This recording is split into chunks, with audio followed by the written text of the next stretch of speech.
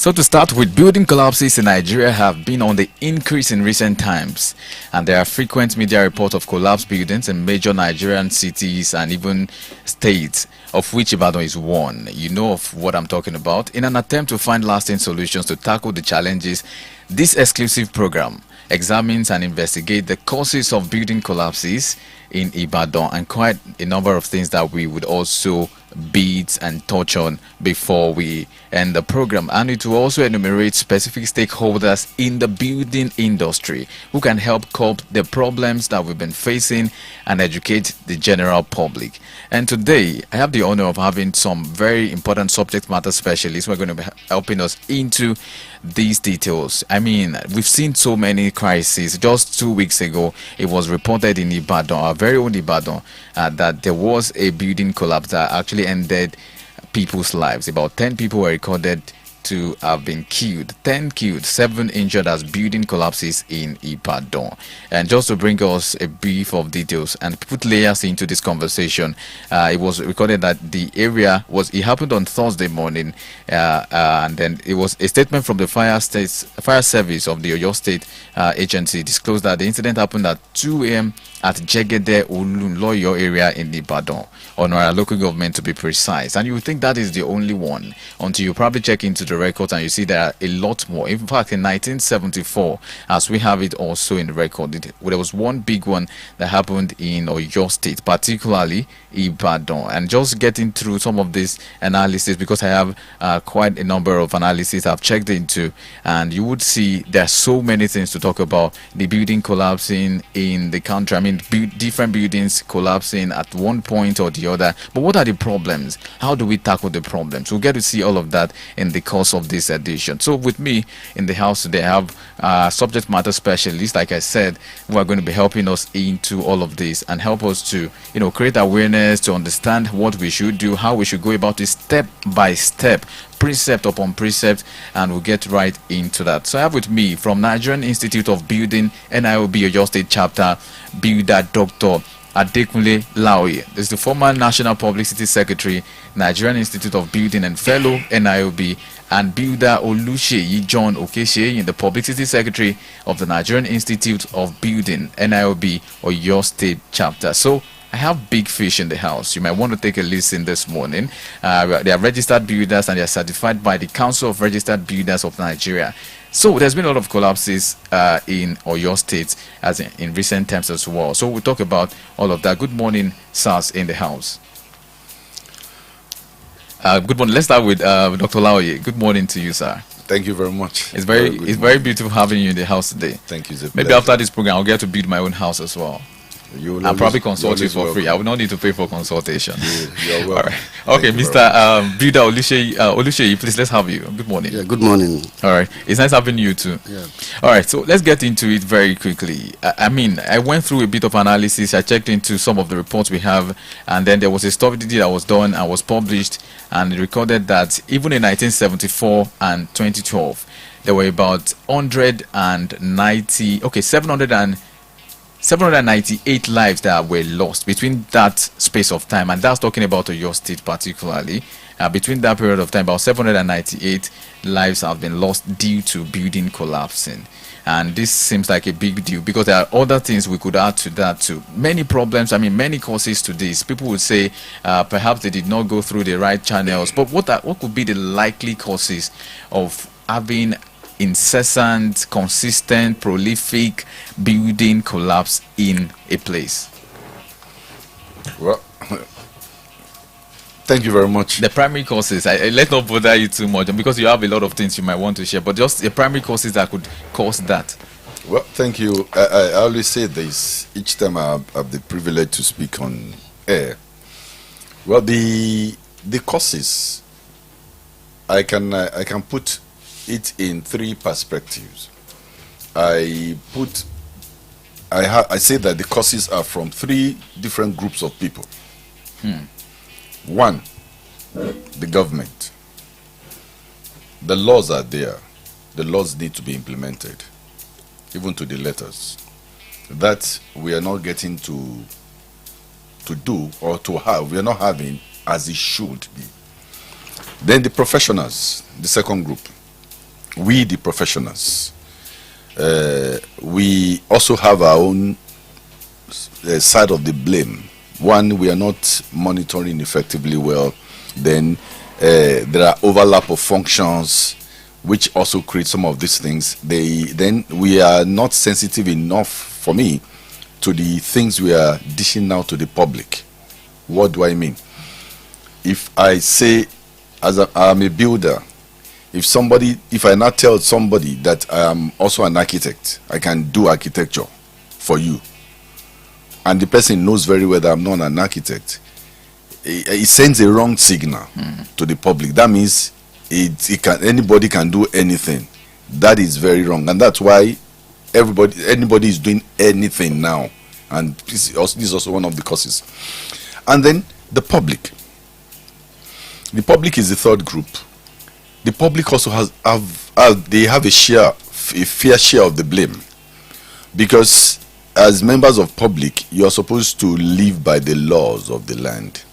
You are not supposed to take laws into your hands. You cannot build. You cannot build if you are not licensed to build. And so don't even say we have done 1 or 2 or 3 or 4 or 5, 10 before and it's standing. Doesn't mean it is okay. It does not mean it is okay. So you are not even licensed to build. Get the professionals involved and let the procedures take its normal course. Involve them. And I also say something, and I like to say this here, that one thing the public needs to know is that there's a law that if you engage professionals, when I say professionals, they must be duly licensed by their respective regulatory body, and they must also carry the current license for the year. I am a builder. If the license to practice last year does not cover me for this year, well, so you renew every year. So if I don't have the current license, if you engage me, it's at your peril. So, and I always say that our certificates are not meant to be kept inside our rooms. You should request for our certificates. You should even demand for a copy of my original registration certificate with Carbon, and then my current license. Photocopy I should give you, so that you are sure that you are dealing with a requisite professional. And then the law says that if anything goes wrong with your structure, I, as a professional that you have engaged, must put back your structure for you. So it's an insurance cover. When the public engages the professionals, you are covered. If anything goes, you can go and sleep. If anything goes wrong, they must put it back for you. But if you go to engage non-professionals, it is at your own peril. In fact, the law says that if there are fatalities, the owner of the structure will stand to answer for everything. When you will lose your land, you automatically, like the case that happened at is it Jegede or Jegede? The owner of the land has lost that property to government. It's automatic, and you will still have to face. The investigation is ongoing. It's not completed yet. The person still has questions to answer. So these are some of the things. That's why if you engage the professionals, the only thing they will request from you is who are the professionals, and then you bring them out, and then you can go and sleep. And why you need to engage the professionals is because of the quality control. They are experts. They know what quality must be put inside. They know how those things must be merged together, which an outsider does not know. And I said this also, that I think it's foolhardy if I am not trained in something and I want to do it. Then why do people now go to school to study that thing? I think it's foolhardy. If I say I understand the architecture and I did not study it, why did the people go to study architecture in school? And one thing people also need to know is about a mind training, is a mind programming. So their mind, as a builder, my mind is already programmed. I know what to do. I know the right things to do, and there's development. So which is not open to the public. So we do all of this. There's mandatory continuous development programs that we must go through. So these are some of the things that, and this profession is dynamic. What operates, how you construct this building here in this place is going to be different from when you want to replicate the same building in another location. Place. Okay. We'll still get into that. So those are that's why you need the professionals. Yeah. And that's why the public must trust the professionals. And by public, I mean professional, even including other professionals who are not trained in the built environment purview. So that at least if all these things are there and they are obeyed to the letter, this building should not collapse. It should not at all. It has a solution. It should never even have you should never have a challenge with a building collapse. It should not do. It's not a disease. It's not a disease that can come. It's not cancer. Neither is it HIV. No, building should not. I use the word not collapse at all when you engage professionals. Wow, this is a lot to really chew. Really, thank you very much for that thought. And I was going to say, let me ask on behalf of people who want to build. I'm talking about owners, landowners who want to have a building erected for them. Run us through how to get through to a certified professional. And again, is it economical?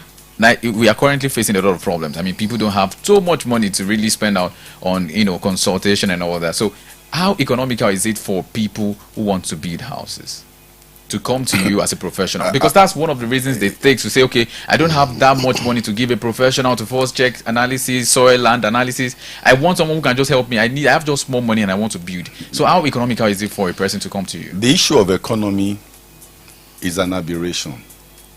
Because when you say how economical, I also say this: if safety is expensive, try accident, and let us see which is more expensive. I just gave an an analogy.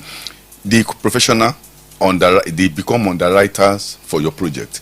They are like insurance cover, and then what you don't know, you don't know. If you want to be, then why don't you go and become a professional? I am not a medical doctor, so why should I venture into trying to do what a medical doctor will do? Then something must be wrong with me. So if I am not the lawyer. If I need if I'm into a legal issue, I get a lawyer. That's the way it is. So if you want to build, you can't say economy. You say economy when you get to the doctor. The doctors, they give you your bill. They don't even look at your face. Whether or not you like it, take it or leave it. That's, in fact, we as professionals in the built environment, we still put the human part into everything we do. But then, there are grave consequences if you want to do. So, the economy, we are also professionals now. That's what we live by. So, we are due to get paid. By that is our own means of livelihood. I get. If you don't consult us, how do you want us to feed? Right. If you now say you want to, then if the problems now come, you're not looking for miracle. Miracles don't come like that. All right. We'll advance the conversation, but that will be shortly after this commercial break. Join us again on this particular edition of the program, and we'll get started with the rest of the conversation.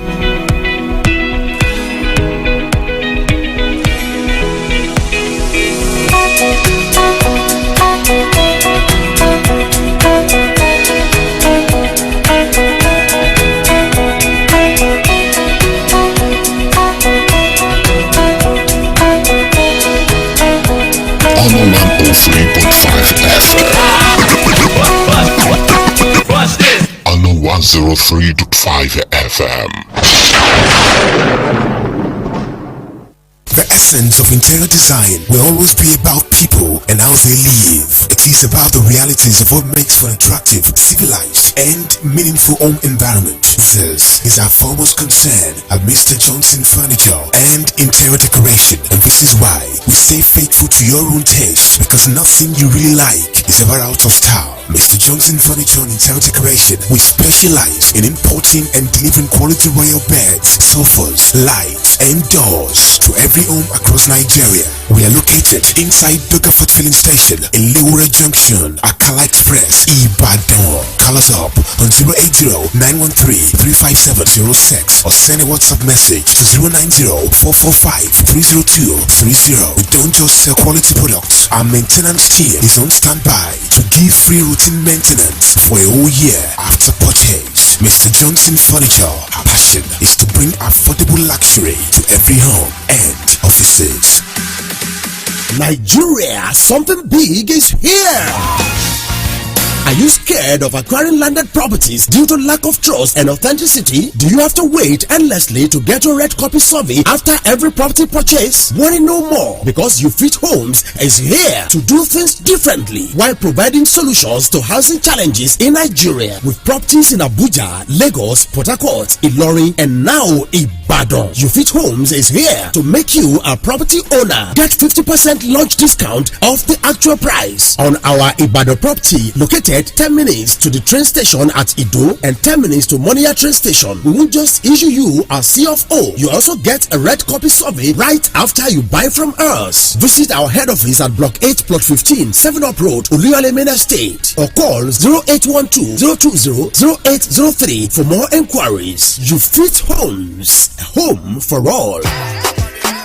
Once you enter Ibadan to enjoy yourself and have a swell time in a swell place with sweet sensation, just go straight to Matchfort Courtyard Hotel and Suites. Matchfort Courtyard Hotel and Suites offers you A+ hospitality in a fantastic environment. Check out the rooms: Standard Deluxe, Super Deluxe, Executive Deluxe, Junior Suites, Executive Suites, Presidential Suites. Superb rooms like Royal Palace, constant air conditioning with sweet aroma and plasma TV all over the place. Executive VIP lounge and full bar. 24/7 power supply with relay of generator. Lovely swimming pools for young and old. Complimentary breakfast. Airport shuttle and car hire services. First class recreation facilities. Gym and spa. Nourish your body with local and intercontinental cuisine. Sunday buffet 11:30 to 4 p.m. every Sunday. Matchfort Courtyard Hotel and Suites welcomes you at number 2 Ebiadejumo Close off UCH Second Gate opposite Bottles Republic Lounge, Agodi GRA, Ibadan, Oyo State. Telephone 091-1001-6995 and 091-3552-4814. www.matchfortcourtyard.com.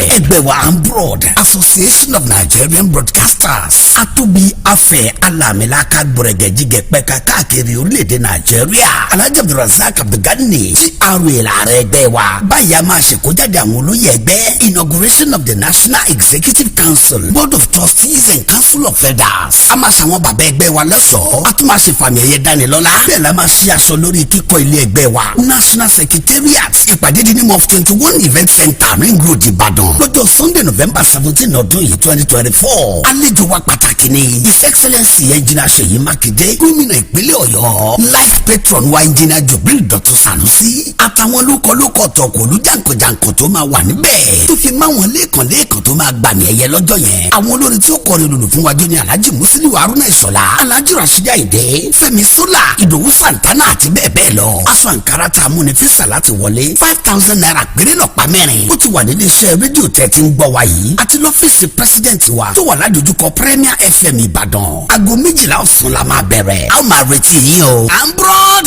voice of reason. On 103.5 FM.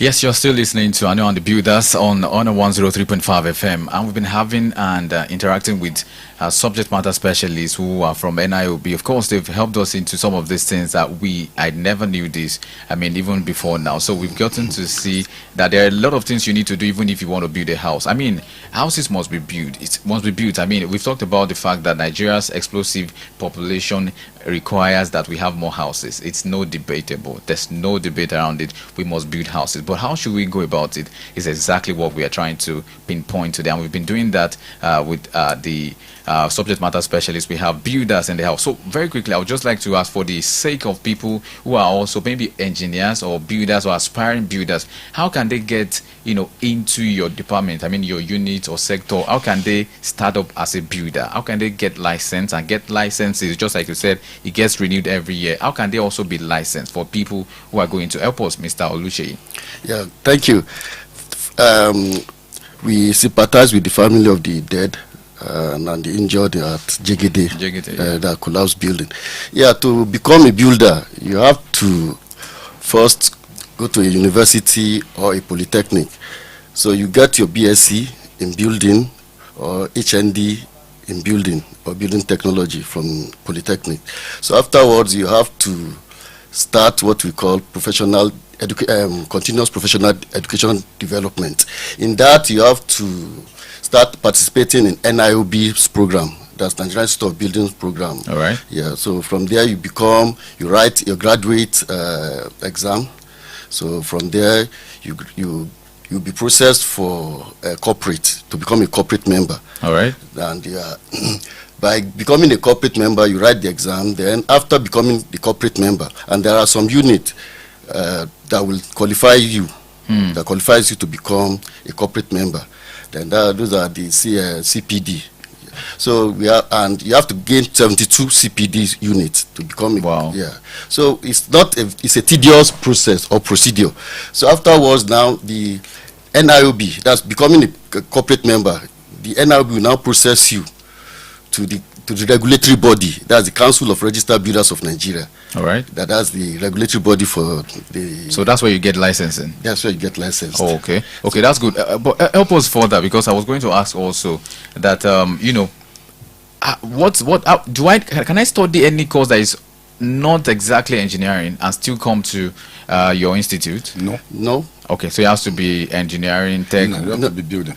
All right. Yeah, it has to be building, either in some faculty, engineering faculty, or environmental design and management faculty. Okay. We have two faculties that are. Okay, so that really makes a lot of sense, really, now for people to understand. So you don't just give your work to somebody who is a forester and say because person is can cut trees, and you say that's what you would do with the person. It's not exactly right to do. So now we know who to turn to. I mean, I don't need to scratch my head to look for the people that are going to help me. Now let's get into this a bit more intensely. Now I've seen a lot of cases. There was one in 1974, Mokola building, the multi-story building in Mokola happened, 1974. So it's not even just starting now. We've had cases in Oyo State where we've had collapses. There was even another in Songo, I think 2019, I guess. Yes, in both the area as well in 2019. Another one last year, and that was the one in Songo police barracks. Of course, we know this has been recurrent. We've seen this time and again. But just like you've mentioned, that we need to go to the right people and get the right things done. So, but again, I would like to ask, for the sake of our listeners, that if we keep having these kind of things, and then we've seen the causes, what should we really consider? I mean, there are a lot of people would want to ask if they should build houses in riverine areas. I mean, we should talk about that too, because we've seen a lot of that happening in places where they are waterlogged, and people will try to sand fill, and eventually, maybe after some years, we get problems. What should they do? What are the steps to follow to ensure that you follow the due process and build your house with assurance that it will not fall in a very small time? Thank you very much. Well, there is no place that you cannot build. Okay. As far as engineering is concerned. But then, the law of the land still must be obeyed. It must be an area that is allocated for development. Okay, so that's one. Because there are, if it's close to streams or rivers, there are standard setbacks that you must observe. If it is close to major highway, there are standard setbacks that you must observe. If it's close to a rail line, if it's close to a high tension overhead cable, there are standard setbacks that so once those setbacks are kept, any other, of course, the land can be developed. But then, if it is for you, I say this: we say a land is waterlogged. Waterlogged, yes. Well, it is waterlogged because there's a constant influx of water into that place. But can it hold a structure?